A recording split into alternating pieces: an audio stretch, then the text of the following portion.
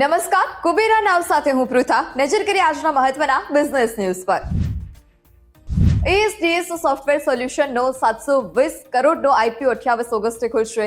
આઈપીઓની price band 408 થી 429 રૂપિયા નક્કી કરાઈ છે અને 1 સપ્ટેમ્બરે આઈપીઓ બંધ થઈ જશે.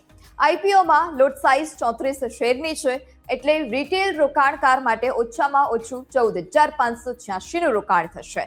કંપની આઈપીઓમાંથી મળેલા મોટાભાગના નાણાં ડેટા સેન્ટર અને ક્લાઉડ ઇન્ફ્રાસ્ટ્રક્ચર પાછળ ખર્ચ કરશે.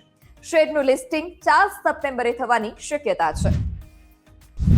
સનશાઇન પિક્ચર્સ અને શંકેશ જ્વેલર્સનો આઈપીઓ 24 ઓગસ્ટે શેર બજારમાં લિસ્ટ થયા છે. સનશાઇન પિક્ચર્સનો શેર 360 રૂપિયાના ઇશ્યુ ભાવ સાથે એનએસસી પર 10% પ્રીમિયમ સાથે 395.90 રૂપિયાના ભાવે લિસ્ટ થયો, જ્યારે શંકેશ જ્વેલર્સનો શેર 93 રૂપિયાના ભાવે ઇશ્યુ થયો છે. આ સામે 11%થી વધારે પ્રીમિયમ સાથે લિસ્ટ થયો.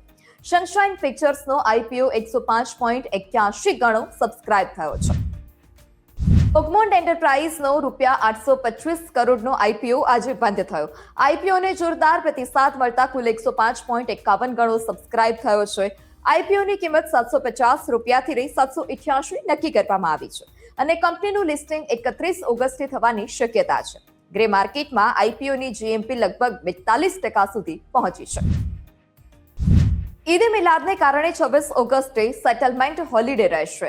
26 ઓગસ્ટે શેર બજારમાં ટ્રેડિંગ સામાન્ય રીતે ચાલુ રહેશે, પરંતુ રૂપિયા અને શેરનું સેટલમેન્ટ એક દિવસ મોડું થશે. 25 ઓગસ્ટે વેચેલા શેરના રૂપિયા અને ખરીદેલા શેરનું સેટલમેન્ટ 27 ઓગસ્ટે થશે. જોકે ઇન્ટ્રાડે ટ્રેડિંગ પર કોઈ અસર નહીં પડે. ખાંડની આયાતના નિયમોને સરકારે સરળ કરતા શુગર સ્ટોક્સમાં ભારે વેચવાલી જોવા મળી છે. સરકારના નિર્ણય બાદ બલરામપુર ચીની, બજાજ હિન્દુસ્તાન શુગર સહિત શેરોમાં 3.5% સુધીનો ઘટાડો જોવા મળ્યો. છેલ્લા કેટલાક દિવસોમાં ખાંડના શેરમાં 20 થી લઈ 30% સુધીની તેજી બાદ રોકાણકારોએ નફો બુક કર્યો છે. સરકાર ખાંડનો પુરવઠો વધારવા અને સંગ્રહખોરી રોકવા માટે 10 લાખ ટન સુધીની કાચી ખાંડની ડ્યુટી ફ્રી આયાતને મંજૂરી આપી ચૂકી છે. સરકારે હિન્દુસ્તાન કોપરમાં પોતાનો 6% હિસ્સો વેચવાની જાહેરાત કરતા જ કંપનીના શેરમાં ભારે વેચવાલી જોવા મળી. શેરમાં 7% થી વધુનો ઘટાડો નોંધાયો છે. સરકાર આ હિસ્સો ઓફર ફોર સેલ મારફતે વેચશે. ચાલુ નાણાકીય વર્ષમાં અત્યાર સુધી સરકાર સરકારી કંપનીઓમાં હિસ્સો વેચીને ₹52,716 કરોડ એકત્ર કરી ચૂકી છે. સરકાર હજુ પણ ચાલુ નાણાકીય વર્ષમાં સરકારી કંપનીઓમાં પોતાનો હિસ્સો વેચીને ₹80,000 કરોડ એકત્ર કરવા માંગે છે. અમદાવાદની electric bike company Matter Motor વર્ક્સને ₹240 કરોડનું નવું ફંડિંગ મળ્યું છે. કંપની આ રકમથી બાઇકનું ઉત્પાદન વધારશે, સપ્લાય ચેઇન અને વેચાણ નેટવર્ક મજબૂત કરશે.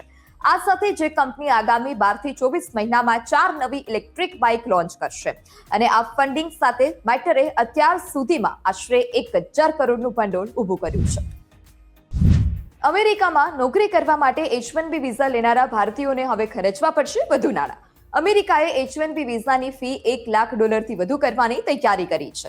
H-1B વિઝા મેળવનારા લોકોમાં ભારતીયોનો હિસ્સો 70% થી વધુ છે. એટલે કે આ નિર્ણયથી સૌથી મોટી અસર ભારતીય આઈટી પ્રોફેશનલ્સ અને તેમને નોકરી આપતી કંપનીઓ પર પડી શકે છે. જોકે આ હજી પ્રસ્તાવ છે. અંતિમ નિયમ બાદ જ તેની સંપૂર્ણ અસર સ્પષ્ટ થશે. ટાટા મોટર્સ અને ટાટા કમ્યુનિકેશન્સે Sierra EVમાં 5G કનેક્ટિવિટી આપવા માટે ભાગીદારી નક્કી કરી છે. એટલે કારમાં જ 5G ઇન્ટરનેટની સુવિધા મળશે અને અલગથી મોબાઈલ હોટસ્પોટની જરૂરિયાત ઓછી થશે. આ ટેકનોલોજીથી કારમાં કનેક્ટેડ ફીચર્સ અને ડિજિટલ સેવાઓ વધુ સરળતાથી ઉપયોગ કરી શકાશે. ટાટાનો આ પ્રયાસ કારને વધારે સ્માર્ટ અને ટેકનોલોજીથી સજ્જ બનાવવાનો છે. સરકાર કાર્બોસલ્ફાન નામની જંતુનાશક દવા પર પ્રતિબંધ મૂકવાની તૈયારીમાં છે. નિષ્ણાતોની સમિતિએ આ દવા મનુષ્ય અને પશુઓ માટે ઝેરી હોવાથી તેના ઉત્પાદન, વેચાણ અને ઉપયોગ પર સંપૂર્ણ પ્રતિબંધની ભલામણ કરી છે. આ દવાનો ઉપયોગ ચોખા, કપાસ, મરચાં, રીંગણ અને જીરું જેવા પાકમાં જીવાત નિયંત્રણ માટે થાય છે. જોકે હાલમાં પ્રતિબંધ લાગુ નથી થયો અને સરકાર 30 દિવસ સુધી લોકો તથા ઉદ્યોગ પાસેથી પાનતા સૂચનો પણ મંગાવશે. રાત્રે સામેથી આવતી ગાડીઓની તેજ હેડલાઇટથી આંખો ચમકી ન જાય તે માટે સરકાર નવા નિયમ લાવવાની તૈયારીમાં છે. બાઇકની હેડલાઇટની મહત્તમ તીવ્રતા 1.5 લાખથી ઘટાડીને 1 લાખ કેન્ડેલા કરવામાં આવી છે. આ સાથે કાર માટે 2.25 લાખથી ઘટાડીને 1.5 લાખ કેન્ડેલા કરવાનો પ્રસ્તાવ છે. નવા બાઇકમાં ઓટોમેટિક હેડલાઇટ માત્ર લો બીમ પર રાખવાનો પ્રસ્તાવમાં ઉલ્લેખ કરાયો છે. આ નિયમો એપ્રિલ 2027 થી લાગુ થવાની શક્યતા છે. જો કે હજી અંતિમ મંજૂરી બાકી છે. તમામ આ જ પ્રકારના ન્યૂઝ માટે આપ જોડાયેલા રહો કુબેરા નાવ સાથે.